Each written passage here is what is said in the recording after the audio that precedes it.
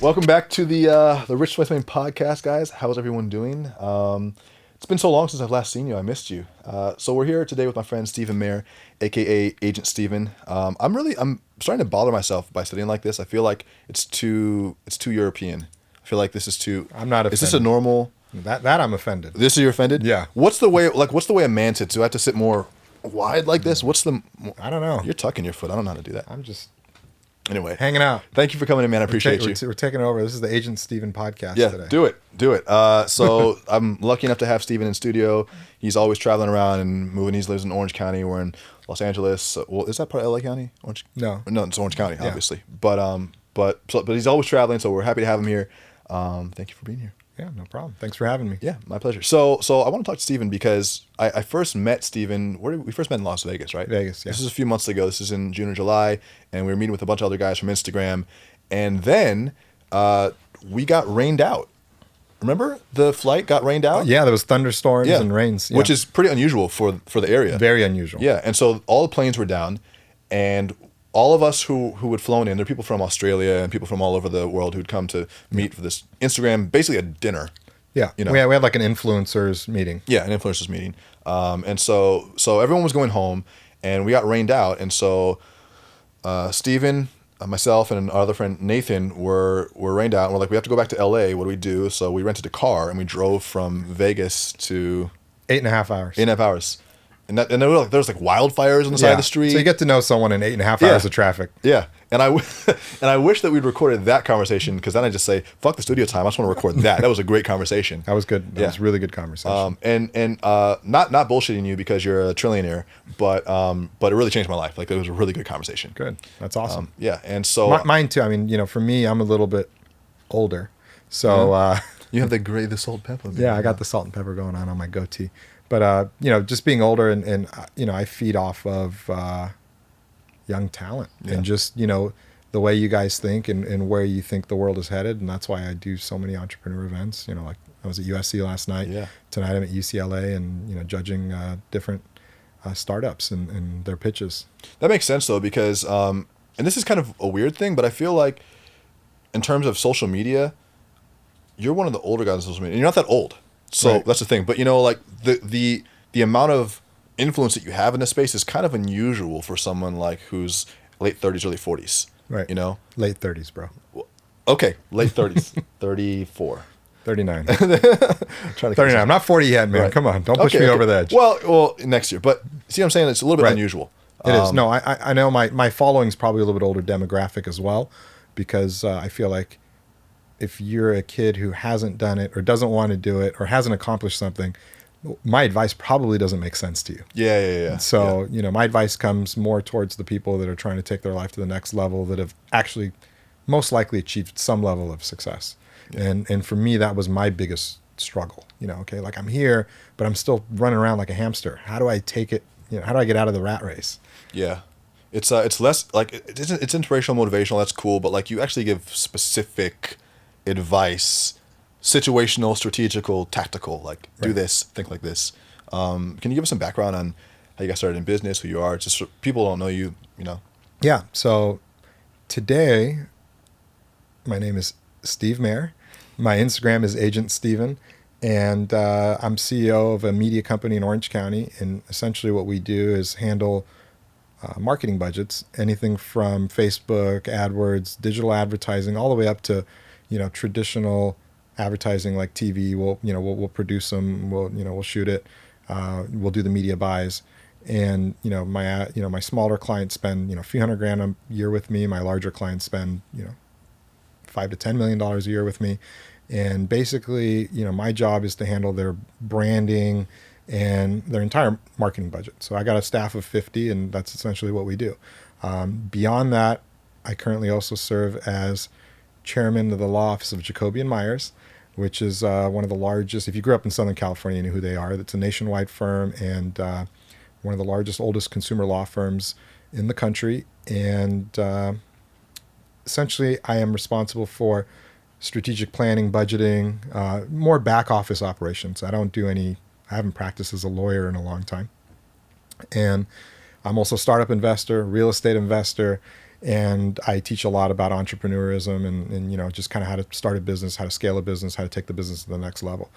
And it didn't start out like that. I started out, my first business was selling shoelaces at age 11. Come on, that sounds like such a bullshit No, story. really, I swear to God. Like, I walked uphill both ways. No, listen, shoelaces with sports teams on it. I had all the NFL teams and all the Major League Baseball teams. At the time, for some reason, I didn't have a lot of NBA shoelaces. Okay. But, and basically I'd sell them for $1 a pair. And, and I was the guy You're dating yourself right now. Listen, I was the guy, I know. But I was the guy that, like, from age 11, I always had $20 in my pocket. It didn't matter, just because I was always selling something. Yeah. I knew, my parents provided a decent life for us, but I also knew that the stuff I wanted, they couldn't buy me. Yeah. So I was always trying to figure out, how do I make $1? Yeah. And at age 16, I returned some Christmas presents, and I got some Christmas money together. It was like $90. You returned Christmas presents? I did, in order to get some money, because Ruthless. I had a wholesale catalog I'd come across, and it had these Pile 6x9 speakers in the box. And I bought them for $90 and sold them, took them to school. Within a week, I'd sold them to some rich kids for $150. And I'm like, I could do this. So then I bought a boom box for $150, sold that for $200. And next thing you know, I was 10th grade, I was selling $10 grand a month worth of electronics equipment to the kids at school. So I went from one school to the next school, and next thing you're getting hooked up. So all the kids in high school started buying stuff from me. And from there, I got a pager, and I started taking out $13 classified ads in the recycler.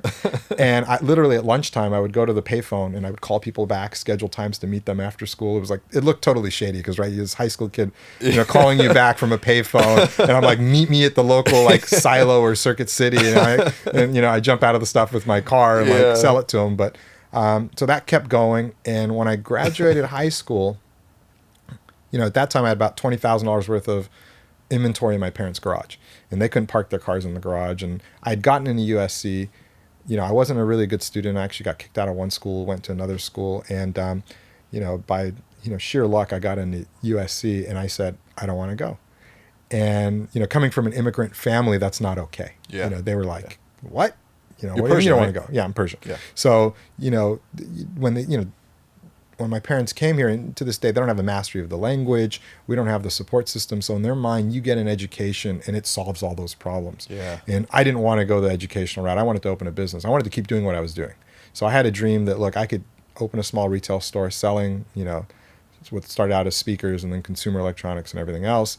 And I could kind of, build the kind of life I want to build, which is to be able to afford stuff that my parents weren't going to buy for me. Yeah. I grew up reading the Robb Report, daydreaming every day in class. Like, I want all this stuff. Why can't I have it? So I had to move out, essentially. So I moved out, I think within a week of graduating high school, and I opened a small shop. It was 900 square feet. It was brick and mortar. Yeah, brick and mortar. And this is pre-internet. Yeah. So this is in 94. That's when I graduated high school, and eBay hadn't even come out yet. So I was actually an early adapter on eBay in 96. But so this is like AOL days, dial up, Remember when you used to get those CDs in the mail for like the free AOL trials? Absolutely. And you get like 2 weeks, and you could keep switching out the CDs to keep like getting the free. It's great. It's great. So I struck a deal with my dad because no one would give me a lease, and you needed to have credit, and I couldn't. I could afford, based on what I was selling, I think it was $850 a month rent, but I didn't have credit. So who's going to give some 18-year-old kid credit for a lease, right? Yeah. So my dad said, look, I'll sign the lease. You go to school. I don't care how you do it, night, weekends, whatever. You go to school, and that was what kind of dragged me back into education. So I went to like community college, and I went to night school. I went to night law school eventually, got my law degree. But you still had the shop, though. Had the shop, worked 7 days a week for 7 years like a slave, literally. I mean, it was horrible. Like, initially I would sell, I had no staff. So I would sell a bunch of equipment. I'd go install it in the car. I'd tell the client, hey, why don't you go for a walk? I'd literally lock the front of the shop, go in the back, do the install, and just slowly grew it. And eventually it turned into, my goal was to have a chain of audio stores. It did turn into like 2 stores. I started a wholesale warehouse. But the first time I went on the internet, and one of my friends were like, check this out. And he goes in a chat room and he's talking to somebody in Florida. And I'm like, man, like my dream was to have like a Circuit City type chain of stores. And that just blew my mind. And I'm like, I got to figure this thing out. Because if you could talk to someone in Florida, you're eventually going to be able to sell to someone in Florida. Yeah. So became an early adapter on the internet, and created like a buy.com type of a business, and eventually sold them all off. I sold them in the early 2000s. It made me multi-millionaire, and at the same time I was graduating law school, and I was dabbling in real estate and different businesses. Wait, how many stores did you sell off? You had two stores. And I had a wholesale warehouse and the internet company at that point. Ah, right. Okay, so they were selling consumer electronics. I mean, at one point I was selling everything from guitars to bongo drums. I mean, just everything, anything audio related, from speakers to, amplifiers, equalizers. I mean, anything that had a plug and that would sell. Yeah, anything that would plug in the wall, I pretty much was selling it. That's short of computers. That's anything that's kind of a different electronic niche a little bit. Right. But that's an interesting starting point, because a lot of people want to know even just how to get to that first breaking point. Since you've progressed since then, it's very easy to say, yeah, I became a multimillionaire and I moved on. But like, that's an interesting. No, I mean, it was not. It was a very long struggle, and it wasn't easy. Yeah, you said 7 years, right? 7 years of working 7 days a week. Right. And then after that, I went to 6 days a week. So it wasn't much of a break. Not much of a vacation. Right. And on Friday nights, because I was always so exhausted from working, and I was going to school at night. So my friends are out partying, getting laid. And, what am I doing? I'm either sleeping or getting caught up on classwork, because I was sleeping through class because I was so tired. So, that sacrifice, I mean, everybody talks about sacrifice, but people just don't do it, man. I just don't see people doing that. It's trendy to talk about anymore. it, though. It's like really, it's like a trendy in thing right now. Talk about like hustle in, and people hear it, they're like, oh, that's cool. Well, shit, did you ever do it? Yeah, like, you got to do it. That's how you get to that point. You got to do it. And so for me, whatever my dreams were at the time, and at the time they weren't very sophisticated. At the time it was, I want a particular lifestyle, and I want money, and I want to live well. And I put that above having, stable girlfriends, seeing my friends, seeing my family. So everybody, my time was very limited because of between the school and work. And essentially that's where, all my life went into for a really long time. Now I'm lucky I did it in my 20s, because, it would be much more difficult when you have kids and a family and everything else. But, regardless of where you're at in life, you need to go through a particular stage of struggle. I wasn't smart enough to do it in 5 years, but I think that the minimum is 5. And I think realistically for most people, it's 8 to 10 years. And when I look at, I'm on my 4th career now, and pretty much all my careers where I've made a lot of money selling off a business, I was in a particular niche for like 8 years. So, 18 to 26, I was doing electronics. Like you're old enough to be in multiple businesses for 8 years. Doesn't seem like you're old enough to do that. So, really, from 16 to 26, I was in electronics and real estate. I bought my first house at 21. Right now I have a large portfolio of commercial and residential properties. And then from 26 to 33, I was in law, or 32. I was in law, started a law firm, scaled it up, sold it for many, many millions of dollars. Bought and sold a bunch of law firms while I was doing that in the middle, where I saw opportunities. And then I got into the advertising media space, which is essentially what I do right now. And, I'm on my 3rd career. I'm not even 40 yet. There's still time to become a surgeon. Listen, I'm willing to do whatever. And that's the thing. And I'm curious, and I'm always willing to learn. And I really don't look at myself. It doesn't matter what industry you're in. I'm truly a student of business. And that's the way I look at it. So it doesn't matter if you're a doctor, you're a lawyer, you're a nothing. It doesn't matter. It just doesn't matter what you are. As long as you focus on the business aspect, that's where you're going to make money, and that's where you're going to make enough money to be able to impact lives. So people always say, oh, it's so shallow, you focus on making money. And I'm like, you know how many lives I impact? You know what my goal is for this Thanksgiving? To feed 10,000 families. How many people will you come across in your life that could feed 10,000 people one night? Yeah. Okay. So that's only done through putting yourself first and saying, I am good enough. I believe in myself. I can achieve my goals. And you go after it. And you make decisions that are consistent with that. And then the type of person you are comes out, right? So if you're just a greedy bastard, then you don't do those things. So what difference does it make? More money is just making you big. And if you're the type of person that gives back, and growing up, I actually wanted to be a missionary, believe it or not. So if you're the type of person that enjoys giving back, you're going to have tools to give back in ways that the normal person can't do anything. So instead of aspiring to live a life of community service and whatever you want to do, why don't you live a life of getting yourself ahead in life and then seeing how many people you can pull up with you? That's so interesting, because I hear a lot of people say, well, if you really want to help people, do social work. I'm like, how can you help? You can't help anybody more doing than social work. You fucking can't even keep your lights on. Why don't you get yourself ahead Yeah. and you can open up your own orphanages? Yeah. And that's real social work. Right. But they see things like there's this whole like cultural archetype of like the Ebenezer Scrooge, where if I have a lot of money, then I'm greedy and I don't give it. That's bullshit. That's bullshit. It's bullshit. The only thing I'm greedy with is my time. Yeah. Because my time is valuable. Thank you so much for being here. No. I'm just saying, I know, like from I a know. perspective. I'm not I know, greedy. I know. Some people are greedy, I guess, with their money. For me, I think, for certain people that like when you achieve a level of success, you're being drawn in a lot of different directions. Right. And I got a wife and kids too. And I make a lot of my decisions not based on money, based on freedom. And I think that's one of the things we talked about when we were in that 8.5 hour drive. So what really drives me today is having the ability to be free from most people's normal constraints. Like I don't,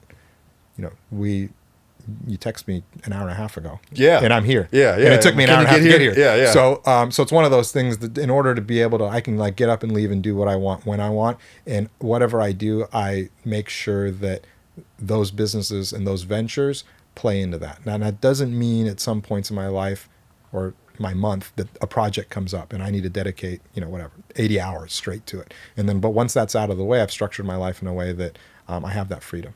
And to me, having success and having money, that's what it equates to. I want to live life on my terms, and my terms right now are, actually, I got off the phone with my wife this morning. We're going to go into New York on Friday, coming back Wednesday with the kids. Nice. And we're going to, and that, to me, that's the greatest gift, and that's the greatest part of being successful. So, sometimes if you've done that, if you lived like that for long enough, you take for granted the fact that you have that flexibility, because it seems normal, right? But not everyone has that flexibility. I have friends that, I have a lot of friends that have a lot more money than me, but they lose sight of why they did it. Right. So I go to sometimes I go to these events and I'm in Europe and I'm talking to people and they're just like, it took us, and I have friends that are billionaires and they're like, it took us to get to our 60s to figure out what you've kind of figured out. And I'm not, bragging about myself, but for me, my perspective really is about, being able to control your time. And to me, that's more important than money. Can I make a lot more money if I work like an animal still? Yes, absolutely. But I think at some point you need to turn that switch off and say, look, now it's about designing the type of life I want to live. And how do I do that? So my decision making, in my mind, everything I do kind of plays into that. Yeah, I mean, I think like you're saying with the sacrifice, you go for a period of years where it has to be about the money, but you build that momentum so that you can have the decision-making power later to do that. That's exactly. But there are a lot of people who skipped the hustle phase and are like, I just want to design my life right now. No, you can't do it. And I talk to a lot of friends like this who are like, how do I get to the point where I can have more freedom? How do I make more money? I'm like, well, what are you doing right now? Like, you're 22 or something, figure some shit out. Yeah. Now is not the time to be lifestyle designing when you need to be hustling. Absolutely. So there's still, and when I say I have a lot of free time, that doesn't mean I still wake up every morning like I'm dead broke. Yeah. So I mean, let me clarify a little bit. Putting that on I open my eyes and I'm like, boom, I'm out of bed and I am moving. What time do you wake up? I'm usually between 5:45 and 6:15. It's pretty good. So yeah, it used to be a little bit earlier before, and now it's kind of, sometimes it's 5:30, sometimes it's usually not later than 6:30. Are you getting good sleep? Are you getting like 8 hours, or you just don't care? I sleep at usually 11:30 and let's say 11, somewhere around 11ish. And then, if I'm waking up at 5:30, I need 6.5 hours. Okay. So I'm a 6.5 hour kind of guy. That's pretty good. I wish I could be 4. I'm not that guy. Me too. And I wish I could some days be 8, but I'm not that guy either. I'm just 6.5 is where my body works. Yeah. And I feel unproductive if I sleep in more than what my body needs. But yeah, I mean, I get up like I'm broke. I'm usually in the office early. And the thing is, if you're good at what you do, it's almost like the gamification of business. I don't know if that makes sense. Yeah, no, it does. Okay. So I've gamified how to be effective with my day. So walk us through your day. What does a typical day look like? Well, a couple days a week I do mixed martial arts. Right. So those days are a little bit different. So I'm going to keep those days out of the mix. And that's usually 2 to 3 days a week. On those days, I'll get up and I train. So usually from like 7:45 to 9. And then my day starts a little bit later. But on non-workout days, whatever you want to call it, I get up early. I usually open my phone. My first app is Bloomberg. On the toilet or in the bed? No, in the bed. Okay. So just what's going on in the world. Okay. And I think being a successful person, you kind of have to have your pulse on the world, but you can't look at it from a micro perspective, more of a macro perspective, but just kind of know what's going on. Like, did the sky fall while I was asleep or not? Everything looks good. All right. Yeah, everything's fine. Okay, the world's okay. Yeah. And then I think, what's the number one thing I need to get done today? And actually, my feet don't touch the floor until I figure that out. So I think to myself, if, because, the day before you go on vacation, you miraculously get such amazing amount of work done. So I think about that in the morning. I'm like, if I go into the office and I leave at noon, which I usually do, what's that most important thing that I need to push forward in my life, whether it's personal, professional, and a lot of times it could be multiple things, but it's one thing maybe for each business. Right. So for this business, I need to move the ball forward here. For my personal life, I got to do this. For another business, I got to do that. So when I get up and I act with intention and I act with purpose. And that's kind of the secret. So I know what I'm doing. I have a roadmap. Most people get on a hamster wheel. There's a reason behind why I get out of bed. Or else why the fuck would you get out of bed? Excuse my French. No, do it. Why would you get out of bed? It makes no fucking sense to me. So when I get up, I know what I'm doing. So I get up, I take a shower. I usually have a shot of espresso with some Italian cream. And my ass is in the car by 7:40. I'm at work usually at 8 o'clock. And I know exactly what I get done before I get to emails, before I listen to my voicemails on my phone, before I get caught up in the whole, because, shit just comes at you in life. Yeah. And trust me, when you have the number of employees I have and the number of business ventures I have going on, if I even pull that string, it'll topple me for the day. So before I even get started, what was I thinking about 2 hours earlier? What are those things that I need to get done? There's so many distractions. There's so many. Focused. Yeah. That's where the gamification comes in. You got to be good at being. I'm not even going to use the word productive, because productive, you can have 10 things on a Post-it or a to-do list. That doesn't mean you might be productive. That doesn't mean you're effective. Is it kind of like I figured out how to be effective. Right. And those core things that I need to do are really larger picture things that move my life forward. So I get in and I work on being effective on my life and my goals for the first couple hours. Once that's done, then I'll get to email. Then I'll get to the other stuff.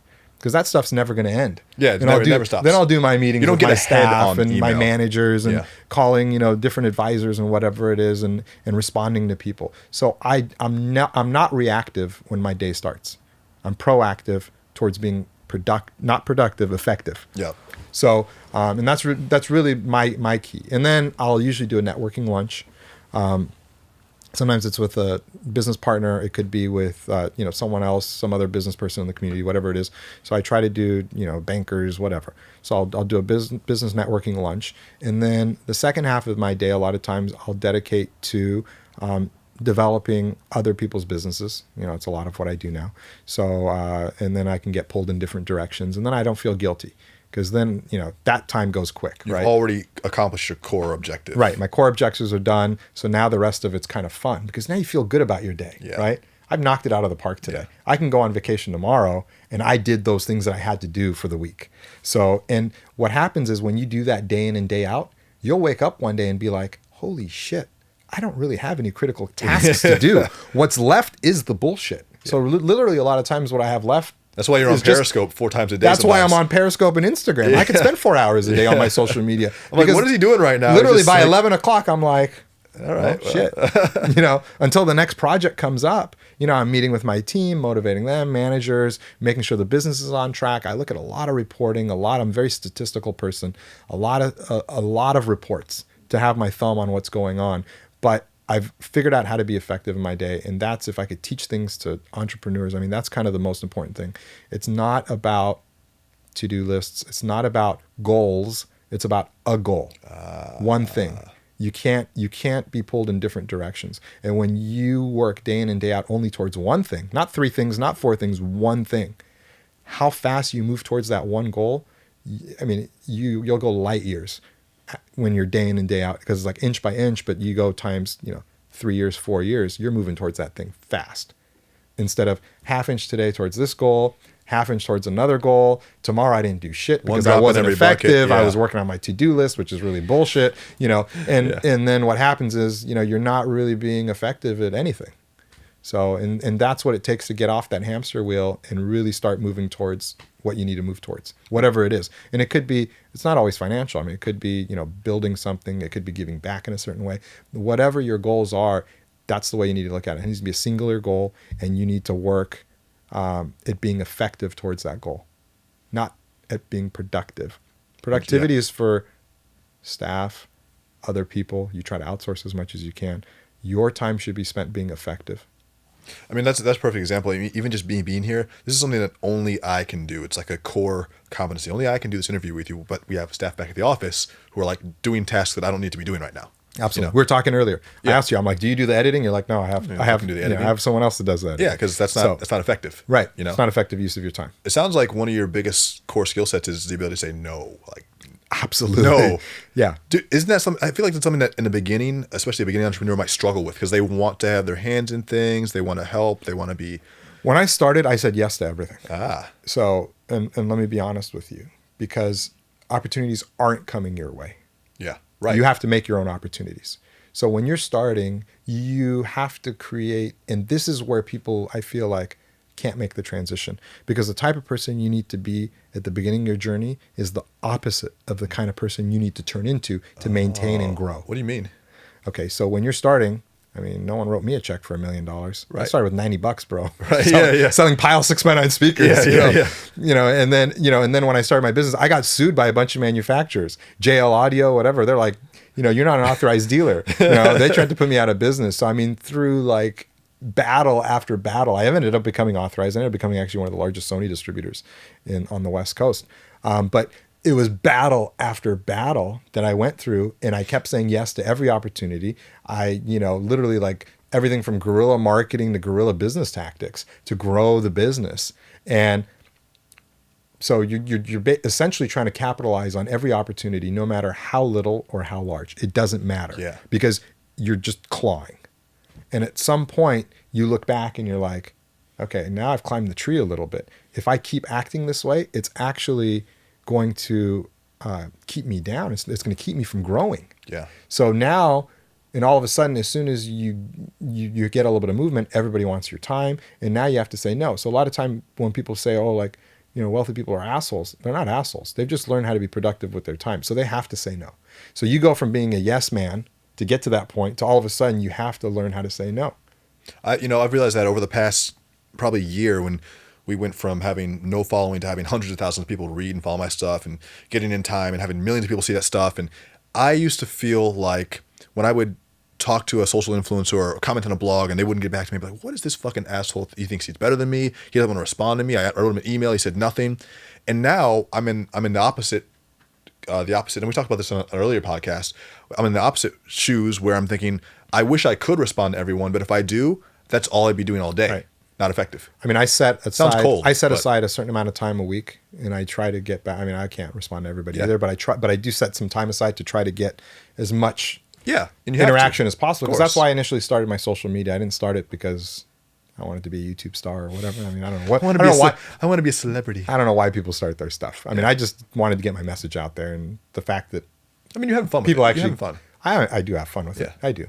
But it's not as lighthearted as it used to be. Yeah. And this is something that I was talking actually last night with King Bach. He's like the Vine. He's the Vine guru. He has 14 million followers. On Vine, I don't even understand Vine. So these 6-second things, I don't know. Who knows? But anyways, the thing is that like when you're doing it for fun and all of a sudden you have followers and then like there's a little bit of responsibility. Like, right. So I'm not as I don't have as much variation, I guess you could say, as I used to have. Yeah. On my Instagram. Not as laid back. Right. I'm not as laid back as it's intentional. Because a part of the message is really what took off and made my Instagram grow. So I know that, essentially now I'm curating for them rather than for myself. Right. Where before it was for myself. So it's like less pictures of the kids, more like serious content. Yeah, it was never really a lot of pictures about me. And that's one thing about, I guess, my Instagram, if you compare me to like maybe other influencers and I follow you, but I haven't looked at your overall, because I follow so many people. I haven't looked at like what all your tiles look like. But if you look at mine, I probably only have 10 or 15% of the pictures that have me or something, about the same, or my kids or whatever. Yeah. So it's not really about me. So it's more about my message. where a lot of people, it's all about them, you know? Yeah. So for me, it's really, you know, and I don't want me to get in the way of my message. And my message is essentially mindset, mindset motivation, and how you need to think to be successful, because they don't teach that stuff in school. Yeah. They just don't. The thought process of how you got to look at money, how you got to look at being successful isn't taught. Critical thinking in general isn't taught in school. Yeah, critical thinking isn't taught, but to the extent that it is taught, it's not taught in a very practical way. Yeah. Like when I talked at a MBA school last month, and I was talking to the students, and about 2 hours in, like people are like, you know, we're in 150 grand in debt to get to this point, and you've taught us more practical things in 2 hours than we've learned in 2 years. That's scary. It is scary. I was like in shock when frightening. like everybody's like, yeah, and I'm just like, wow, you know, because unfortunately you're taught in theories, and then the people teaching you generally are not. They're professional teachers. Yeah, you have. So you're not getting that practical, realistic advice. A lot of them don't even have businesses. You know, most of them don't. Most of them don't. That's scary. I remember my economics teacher in college owned a bunch of Cinnabons, and he owned like 4 Cinnabons, and I thought he was God. That's pretty cool. And then, you know, later on in life, this is back in the 90s, so I looked it up, and like, you know, you could own, you know, Cinnabon franchises were like 35 grand at the time. You know, so he owned 4 of these things, and I thought he was like the God of economics. You know, like you know, and it's just, you know, but that's, you know, the reality is, you know, those are the people, rightfully so, who have a passion for teaching, that are teaching, but the students aren't exposed to really the practical stuff that it takes to like be successful, get ahead in life. Like, what does that take? You know what's interesting that I saw, and you talked about this kind of as you're going through your story, and a lot of people, I talk to a lot of people about this now, and I try to reiterate the conversation we had in the car in Vegas, but I'm trying to talk to them about selling a business, and I don't have as much experience with that as you do. You've sold multiple businesses. Yeah. How do you when you build something, do you know you're going to sell it, and so you build it intentionally to sell it? When I buy a business or build a business, and I've sold probably a dozen businesses, the intention is never from the beginning to sell the business. However, you have to build the business to sell it. Systems, right? Yeah. So a lot of it comes down to systems. So you need to implement best practices, and you got to run the books, the accounting, the workflow in ways that can be documented, and the processes are documented. So this actually comes into 2 scenarios. If, God forbid, I did want to sell it, everything is so set up so good that a monkey can run it. Essentially, you know, I didn't want to say that, but essentially a monkey can do it, you know? Yeah. So that's one thing. Now, what does that achieve? For me, what it achieves is a life of freedom. So for my own selfish purposes, setting it up that way allows me freedom to travel and not be as ingrained in the business. Because what happens is most entrepreneurs create a glorified job for themselves. They're not really creating a business.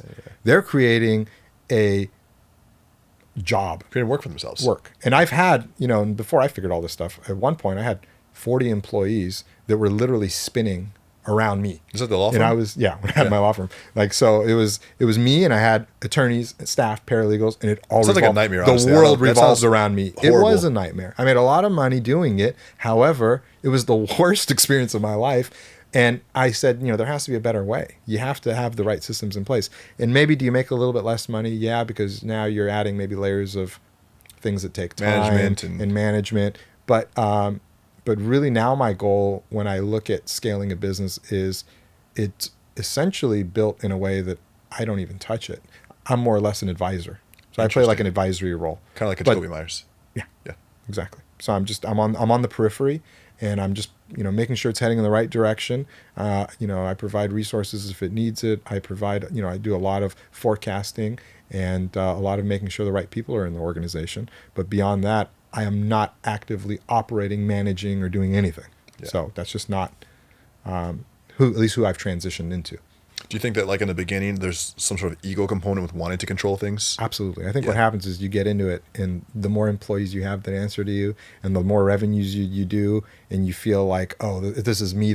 People think they're way more important than they are. Yeah. And I've realized that I'm not shit. Like, at the end of the day, like, you know. Most of the things that need to get done, someone can do better than you. Absolutely. You know, you have like core competencies and the things that you're good. And I kind of, when you're talking about overseeing the direction, I kind of think about the analogy of having a ship and steering it 1 degree, making it miles off course or on course. Right. If you have enough vision where you can stand at the 40,000 foot view and see what needs to get done and just make little tweaks. So you make a good point, because the businesses I've been able to scale to massive size have been the ones that I haven't been the day-to-day operator. And the reason is, when you're the day-to-day operator, you can't handle micro and macro. Your brain just does not allow it, because you see all these obstacles. I have an obstacle. I don't have the right talent. I don't have enough money. I don't have the right resources. I don't have this. I don't. So you're creating these walls that keep you from really looking at how to scale the business and grow it. So in order to really scale and grow a business, that's a lot of times what happens. And the reason you see a lot of founders being pushed out of companies when they hit a particular size is they have the same mentality. So they were essentially the founding, owning operator, and they're not looking at the business the way the investors want him to look at the business. So they kick him out and they bring in a CEO that's a scaler. Yeah. That's a high altitude looking down, like, this is strategic planning now. It's not operating anymore. So and that transition is really hard for a lot of people. It was hard for me. I mean, it took me, even though I made a lot of money selling a lot of businesses, but I sold them to other people that had to then fulfill my role, which the business revolved around me. So I sold it, let's say, to you, and now the business revolves around you. And they weren't, and those are the type of businesses that they were.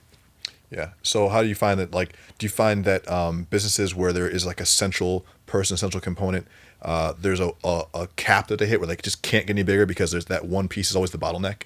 Yeah, it does. I wouldn't say they can't get any bigger, because they could still get pretty large, but there is a bottleneck problem. And it is the most difficult thing in life is to give up control. Yeah. It doesn't matter if it's business, your kids, your wife, or whatever it is, right?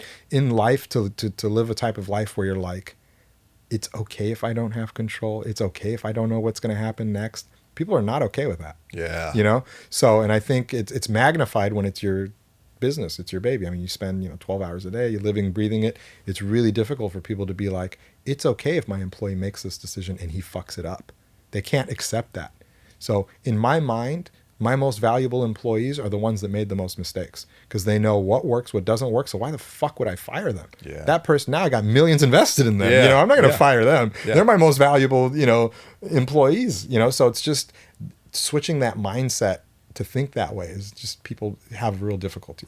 That's a transition I've made mentally, just even in the past year, transitioning from just being kind of like a hustler, kind of moving as fast as I could by myself, to now hiring people. Now we have an office space. And I always used to think okay, I built this business so I have freedom, and I don't want to have to specific work hours and times and structures. And now I'm like, well, we actually need work hours, because otherwise no one knows when they're supposed to be accountable. There's no structures and systems in place to make sure things get done. Absolutely.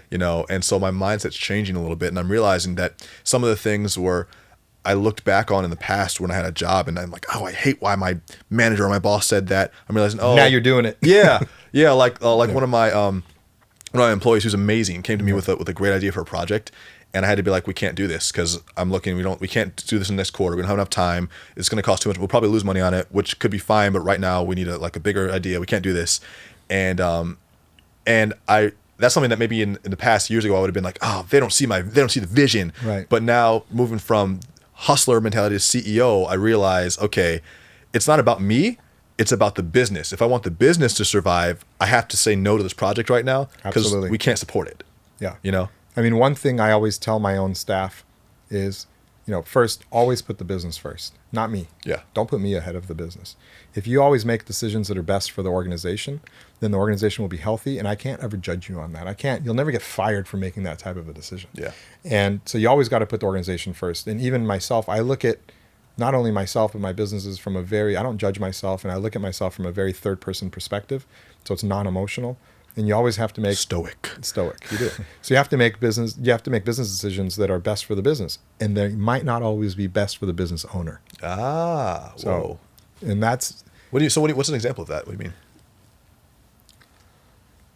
There's a lot of examples, but I mean, it could be, it generally goes one of two ways. One is financial decisions. Sometimes what's the best financial decision for the business, a lot of times not the best financial decision for the shareholders. Right. And then the second one would be a lot of hiring. There are people that are complete assholes, but they're good for my business. and the old unsophisticated me would be, screw them, I don't need them, get them out. Right. But the new me is like, you might be an asshole, but I love you. You're a good part of my team. You really got the job done. You know, Yeah. and you can't be afraid of those type of people. Yeah. And I feel like, you know, the immature business person's afraid of those type of people. They're afraid of anybody who challenges their power. But they're still making it about them. For me, is I want to be surrounded with a bunch of people that want my job. They want to challenge my power, and I've learned to operate in that landscape. Where before, this person's a threat, they're out. Yeah. You know? So that's really counterintuitive. That's not a normal way of thinking. But thinking. you know, but the thing is, I've had good mentors, and I didn't come up with half this shit. You know, I've made a lot of mistakes. You know, beyond making the mistakes, I've had good people around me that have showed me kind of how they take their business to the next level. Yeah. You know, and how their mentors took their, you know, that business to the next level. So as you keep kind of seeing, you're exposed to higher and higher levels. I think, you know, if you're smart, you allow it to change the way you think. Yeah, I mean, I think that one of the most interesting, surprising parts of going to business is how, kind of like you were mentioning earlier, you can't be the same person at the middle or end of your journey that you were at the beginning. And it's surprising because you feel like, at least for me, I felt like when I was starting this, and it was in the beginning, it was just a blog. Now it's a platform, and there's a podcast, and there's videos, and we're doing speeches and stuff like that. That's cool. In the beginning, it was just me kind of blowing off steam and talking to people about my frustrations. And now it's not about me. It's about a bigger vision. And sometimes I have to really take a step back and think, okay, if the goal is to inspire people and to create services that help people and to expand my voice, then how can I do that without making everything a personal victory? Like, what can I do to help a lot of people, even if it's like, even if it's not the best move for me, you know, which is not always easy. Right. Yeah. What's your end goal? I'm going to quiz you a little bit. End goal? Well, we have a book. We're writing How old a are book you? right now. 27. Okay. Yeah. So where do you want to be when you're 37? when I'm your age. Yeah. When you're getting old.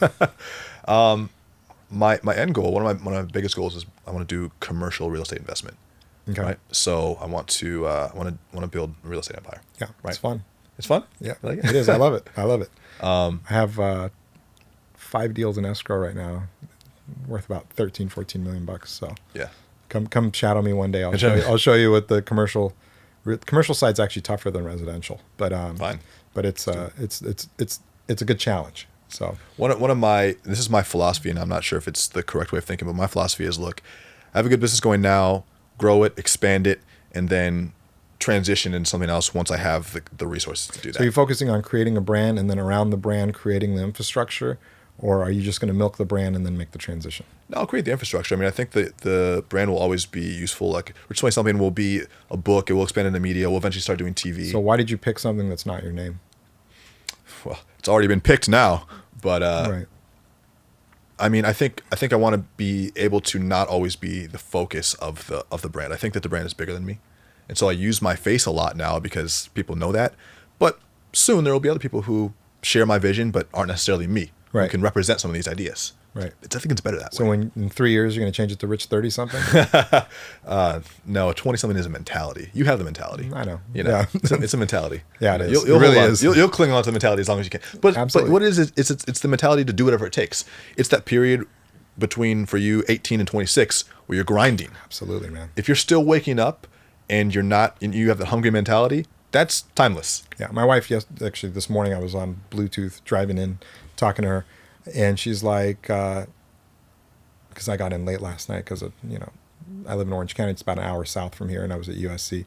Same as we battled a couple hours of traffic to get there, and then the event went on, and I didn't leave I think till about 10 o'clock. By the time I got home, it was like 10:50, 11 o'clock, so I didn't really get to talk to her. And she left early to take the kids to school because they go to school far away from where we live. I was in the shower. Making it more difficult on yourself. I know. So anyways, she's like, why do you do this? You're not getting paid to do it. Yeah, why are you giving your time? I go, being around people that are in their late teens, early 20s, and watching the type of ideas that are coming out of them and how their thinking process is, and being exposed to that is worth so much to me in my business that it's hard to articulate. That energy and being able to see around the curve, right? When you're judging essentially what college students believe is a good viable business and they're pitching you for investment, it's you're essentially seeing what the future is. because there's generally a common thread in a lot of this stuff. You'll start seeing patterns. You're like, hey, this is how they're thinking. This is where the future's going. Not only and now I could apply some of that to my business to be ready for it. I could, in some opportunistic way, take advantage of it and be prepared for it. And to be able to kind of have some sort of a line into that system where like you could kind of see that. To me, that's worth, it's worth more than anything that anybody could pay me. I'd do it for free forever, So I do agree with you. Rich 20-something is, the 20-something mentality, 20-something, especially entrepreneur mentality, is definitely a mindset, and it's something you need to keep forever. There's like this cultural archetype of being in your 20s and that being a period of people say I wish I could go back to my high school weight and I wish I was as fit as I was in my 20s. The 20s is like this golden period. They have stores like Forever 21. Like there's this period that you, even if it wasn't that great in your mind, especially when you pass, you're like, man, my 20s, that's a really great time. Yeah. That's what the idea is. Yeah. I'll be honest, my 30s has been the best. So. Yeah. So, you get established, you're more confident, and it's like, and just life becomes easier. I have to. If you figured yourself out. Some people don't figure themselves out till they're much older, but for me, I worked most of my 20s. I didn't really even have a 20s. I don't even know what was. They're like, do you remember college? I go, no, college sucked, man. Are you kidding me? I was in 6 to 10 p.m. classes. Like this was horrible. I always laugh. People are like, oh, I wish I could be 21 again. I'm like, why? I wish I could be 18 again. Why? 18 wasn't that fun for me. No, life starts in your 30s, I think. Yeah. You hear that, guys? I'm curious, and we'll kind of wrap it up, but I'm curious to know about how you handle all your responsibilities business-wise and still maintain healthy relationships, because I think that's really difficult for a lot of entrepreneurs. Right. So I think, being effective at what you do. So you can't get caught up. You can't become reactive. And it's something that you have to consciously think of. It never becomes subconscious. A lot of what I do is based out of good habits, but at the same time, I'm conscious of the fact that if I become reactive in my day, if I say, oh, Daniel, I'm going to get back to you, and I don't deal with it right then and there. Now I put something off that's going to add stress to me and whatever. And then I'm becoming reactive to this person, that person, this email, responding to this person. And you have to learn how to ignore large chunks of data, essentially, that you absorb during the day. And most people can't. Most people think if someone says, let me know, or sends them an email or leaves them a voicemail, that they have to respond. You don't have to respond. You cannot be reactive in your day. That's kind of the bottom line. So how I create time is by literally ignoring 90% of what happens in the day. And the reality is only 10% of it matters. That's the reality. Let's be real. The rest of it doesn't. Who gives a fuck if Joey called and said, hey bro, whatever. What's up? What's up? If Joey's a real friend, it's okay if you don't call him back. Yeah, that's true. Because why? If he really needs you, you'll be there for him. I don't talk to my best friends for 4 months and I call him, it's normal, right. It's fine. But you can't be reactive. You cannot be reactive. And that's what it boils down to. That's key. How do you think, whether you're the president or a CEO of a Fortune 500 company, how do they manage organizations with hundreds of thousands of employees in the amount of responsibility? And it's not that they have all these amazing managers, that you have to be able to sift through the data that's coming at you and saying, this is essential for me to move my organization forward. This is essential for me to move my life forward. And those are the only things that you act on. Everything else you ignore. And that takes a lot of practice. And it also, beyond the practice, once you master the art of it, you always have to be conscious of it. So in the back of my mind, I always make a decision when I do something. I tell, my own followers on Periscope, or when I'm talking to, students, I tell them, you have to think in binary terms. What does that mean? It's black and white. It's yes and no. And the question you ask is, does this bring me closer to my goal? That's the only question I want you to ask. And now we talked earlier, I'm not talking about your 3 or 4 goals, your number one goal in life. Does doing this bring me closer to that goal? And if the answer is no, you don't do it. If the answer is yes, you do it. If the answer is, it doesn't bring me closer to the goal, but it can get me fired, well, you should probably fucking do it. But if it's not going to get you fired and it doesn't bring you closer to your goal, then fucking don't do it. That's so simple, but it's not easy though. It's not easy. You have to train yourself. Yeah. I look at emails that way. I look at voicemails that way. I look at everything. Do you know that when I get voicemails from other business associates, half the time I delete them. I don't even listen to it. I don't even care what they're fucking saying. They're not essential in my growth and moving my life forward. A lot of people and if say it's that important, they'll hunt me down on the phone. They'll call my secretary. They'll send me a text message, right? A lot of people say it's very selfish. It's not about being, it is, you know what? Yeah. It is selfish. It's selfish so I can make sure the 52 families that work for me have food on the table, my organization's Your moving own forward, family. and I can feed 10,000 people this Thanksgiving. And I'm sorry, Manny, Mo, and Jack, that I didn't fucking call you back. Sue me, you know? But that's the way you need to think. And Matt, that's I can see the way, Matt is smiling. His ears are perking up from inside of his earphones. I can see you smiling. No, but that's the way you need to look at, I think, life in general in order to move quickly ahead in life. Because if you become, this life will suck you up. There's so much data hitting you from every angle, and you're going to be reactive, and then you're going to say, fuck, I didn't do what I needed this week. This week turns into this month, this year. Then you're 30 years old. What happened to my 20s? You know, Now you're 39. You know, I'm moving fast, man. I might be old, but So is this the mentality that you use to make sure that you still have time for your family? Because, Absolutely. Because if you can't turn it off, then you'll never have time for them.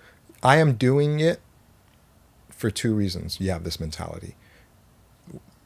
The biggest, the biggest byproduct is creating a lot more time. Yeah. So now I create a lot more time for two reasons. One is to then be able to have multiple ventures going on instead of one, because it's very easy to just, I could be selling ice cubes and it could be my 24-hour-a-day job, right? Yeah. You get sucked into it and do that. But you create this extra time, so now I can have more ventures. And then the other side of the coin is I can have the freedom to spend it with my family and travel a lot. I travel 3-4 months out of the year. I was in Europe 41 days straight this summer. I saw that, yeah. And, right. and I still ran my businesses. I had very large business events that happened while I was gone. I had real estate events, escrows closing and whatever while I was gone, and I was handling it all. But I have a format for how I handle things in my life, and it's effective. That's the point. I kind of imagine. I care less about productivity. Productivity is for my receptionist better be productive. Yeah. She better fucking. Yeah. Her Every to-do time I list walk better be by, on point. she better look like she's busy. Yeah. Even if she's not, right? But me as the boss, I have to be effective. Yeah. And effectiveness is the secret. It's like a single cut. That's it. Yeah. Single cut. I imagine you being you wake up in the morning in your room, kind of like Minority Report, and you just like move these balls around. You're just like, okay. I have a 3-screen setup at the office. Yeah. So I got 2 screens set up. So I appreciate you for being here, man. Thanks for coming. This was fun. This was great. If you had to give one takeaway to a struggling entrepreneur who doesn't know how to get from where they are to where they want to be, what would it be? Struggling? That means they're at the beginning of their journey? The beginning. Yeah, well, it's always a struggle at the beginning, right? Right. Yeah. It's a struggle later on, too. Trust me. Yeah, It doesn't get any easier. The struggles just get You just get better They at get it. grander, It and then you rise to the occasion. Right. But I think the biggest thing I could say to someone is that I always use the pear tree analogy. And essentially, if you look at a pear tree, it takes 7 years to bear fruit, longer than any other tree. I didn't know that. So 7 years. I know it's longer than any other produce. The supermarket pears? Pears. Yeah. Wow. Pear trees, 7 years. So you plant it, you give it love, you prune it, it takes a lot of water, a lot of fertilizer, and it goes and goes. And most people give up in year 1, 2, 3, just like the pear tree. They pull it out of the ground, they sell it. Yeah. This thing's defective, it's not working, and they give up too early. And in my situation, I worked, I can't even explain the hours I was working. I'm almost embarrassed to say that I had to work those hours to make the little amount of money that I made. Yeah. It wasn't even minimum wage. It was embarrassing that I had to work those hours. But when you don't have the knowledge and you don't have the experience or the money, the only thing I could make it up for when I was starting was just hours. I have hours. My time doesn't cost me anything. Yeah. At least that's what you think at the beginning. The only thing I have is 24 hours and I'm willing to give all of it, right? To learn. And you just got to stick with it because there will be a breakthrough. And the biggest thing I see is people giving up too early. And that's kind of my advice is just, don't give up. It's very cliche, but it doesn't come fast. You have to be patient. And it does take, success is one of those things that does take 7 years, does take 8 years, does take 10 years. I have businesses now that I start with a 5 or 10 year horizon. Yeah. So I know I'm not even going to make $1 for 10 years. And, and that's because now I have the experience and I realize that look, to do this thing right, it's going to take this long. And none of this stuff happens overnight. Unless you inherited your money, none of this, financial success happened overnight. I did it all by myself except for a nice $8 million loan from my dad. Yeah, seriously. Even there was a thing on Warren Buffett where he's earned 95% of his net worth after 50, right? After the age of 50. Yeah.